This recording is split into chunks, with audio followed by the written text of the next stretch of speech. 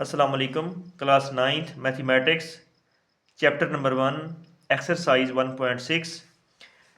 Exercise 1.6 का question number 1 है solve system of linear equations. हमारे पास पेयर ऑफ लीनियर इक्वेशंस होंगी, उनको हमने सॉल्व करना होगा। तो हमारे पास यहाँ पे इस एक्सरसाइज में दो मेथड्स हैं। फर्स्ट मेथड है मैट्रिक्स इन्वर्जन मेथड और सेकंड है हमारे पास क्रैमर्स रूल। हम फर्स्ट ऑफ ऑल जो इन्वर्जन मेथड है उसको हम देखेंगे। तो हमारे पास दो इक्वेशंस हैं, फर्स्ट इक्वेशन और ये सेकंड इक्वेशन है। तो इन दोनों को हम मैट्रिक्स फॉर्म में लिखेंगे। एक्स फर्स्ट इक्वेशन जो है उसमें एक्स का कोफिशिएंट 2 है तो 2 लिखेंगे, फिर वाई का -2। इसके बाद सेकंड इक्वेशन एक्स का 3 कोफिशिएंट है, फिर सेकंड इक्वेशन में वाई का कोफिशिएंट 2 है तो उसको हम मैट्रिक्स फॉर्म में लिखेंगे। तो इसके बाद लीनियर इक्वेशंस में जो वेरिएबल्स इन्वॉल्व हैं वो एक्स और वाई हैं, तो उनका हम मैट्रिक्स अलग से लिखेंगे और उस मैट्रिक्स में एक्स और वाई दोनों वेरिएबल्स राइट करेंगे। फिर इक्वल है तो इक्वल लिखेंगे। उसके बाद राइट साइड पे दोनों इक्वेशन जो हैं उनमें 4 और 6 हैं, तो हम एक अलग से मैट्रिक्स 4 और 6 का बनाएंगे। तो फर्स्ट मैट्रिक्स को हम ए का नाम देंगे, सेकंड को एक्स का, फिर इक्वल, और फिर जो राइट साइड पे मैट्रिक्स है उसको हम बी का नाम देंगे। लेफ्ट साइड पे हमारे पास ए है।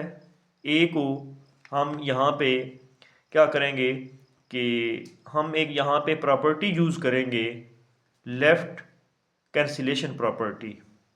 लेफ़्ट कैंसिलेशन प्रॉपर्टी जो है उसकी मदद से हम ये वाली इक्वेशन लिखेंगे x is equal to A inverse into B. उस प्रॉपर्टी को यहाँ पे एक्सप्लेन किया गया है कि अगर हमारे पास A X is equal to B हो तो हम लेफ़्ट साइड पे ए इनवर्स को मल्टीप्लाई करेंगे। तो दोनों साइड्स पे लेफ़्ट साइड पे ए इनवर्स जब मल्टीप्लाई करेंगे तो लेफ़्ट साइड पे ए इनवर्स ए से कैंसिल हो जाएगा, हमारे पास x बच जाएगा, और राइट साइड पे ए इनवर्स इंटू बी आ जाएगा। तो इस तरह से ये हमारे पास इक्वेशन जो है इक्वेशन नंबर 1 फॉर्म हुई है। अब हम इनको मैट्रिक्स को सेपरेट कर लेंगे। फर्स्ट मैट्रिक्स ए है तो उसको हम ए के इक्वल रखेंगे, और सेकंड हमारे पास एक्स वाई जो है उसको हम कैपिटल एक्स के इक्वल रखेंगे। कैपिटल एक्स और फिर एक्स वाई दोनों एंटिटीज हैं। फिर राइट साइड पे जो हमारे पास मैट्रिक्स बना था उसको हम बी का नाम देंगे, तो उसको बी के इक्वल लिखेंगे 4 और 6। इसके बाद हम ए का डिटर्मिनेंट लेंगे। तो ए का डिटर्मिनेंट जब लेते हैं तो हम बार लेते हैं मैट्रिक्स का। तो हम जो है वर्टिकल स्ट्रेट लाइंस जो हैं वो लगाएंगे, उसको हम बार बोलेंगे। तो इस तरह से डायगोनल एंट्रीज को आपस में मल्टीप्लाई करेंगे जब बार को ओपन करेंगे। 2 को 2 से करेंगे तो ये 4 आएगा हमारे पास, 2 2 आर 4। फिर जो नॉन डायगोनल एंट्रीज हैं इनका जो प्रोडक्ट होगा इन दोनों को मल्टीप्लाई करके हम माइनस कर देंगे। 3 को 2 से करेंगे तो ये -6 आएगा, और एक माइनस हम यहाँ पे लगाएंगे तो फिर वो माइनस माइनस प्लस हो जाएगा, +6 आएगा। 4 + 6 इज इक्वल टू 10। तो इस तरह से ए का डिटर्मिनेंट यहाँ पे हमारे पास 10 आ रहा है। अब हमने इक्वेशन नंबर 1 की रिक्वायरमेंट पूरी करनी है। इसमें एक्स मैट्रिक्स चाहिए, एक्स मैट्रिक्स हमारे पास मौजूद है। बी चाहिए, बी भी है, लेकिन ए इनवर्स नहीं है। ए इनवर्स के लिए दो चीज़ें होती हैं, एक डिटर्मिनेंट होता है और एक एडजॉइंट होता है।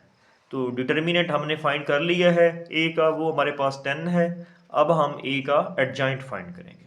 एडजॉइंट स्टूडेंट्स कैसे फाइंड करते हैं? जो डायगोनल होता है उसकी एंट्रीज जो हैं उनकी पोजीशन चेंज करते हैं, और जो नॉन डायगोनल होता है उसकी एंट्रीज जो होती हैं उनके साइन चेंज करते हैं, जैसा कि यहाँ पे किया गया है। स्टूडेंट्स जब ए का एडजॉइंट लेंगे तो हम 2 को 2 से रिप्लेस कर देंगे।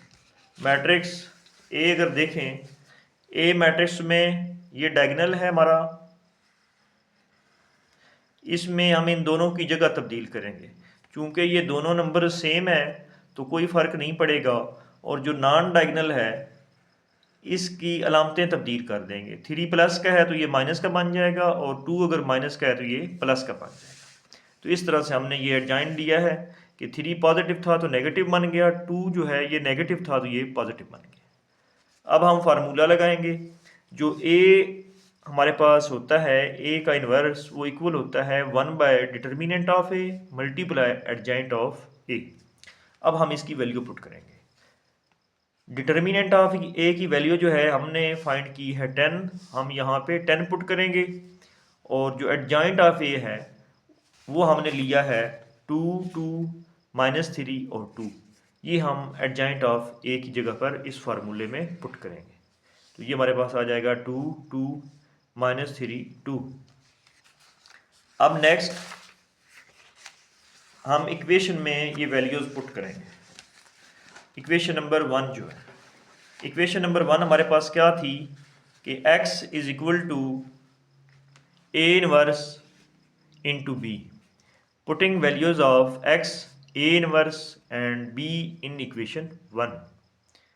तो x जो है, x की जगह पे हमारे पास उसका जो मैट्रिक्स है वो है एक्स वाई, हम वो पुट करेंगे।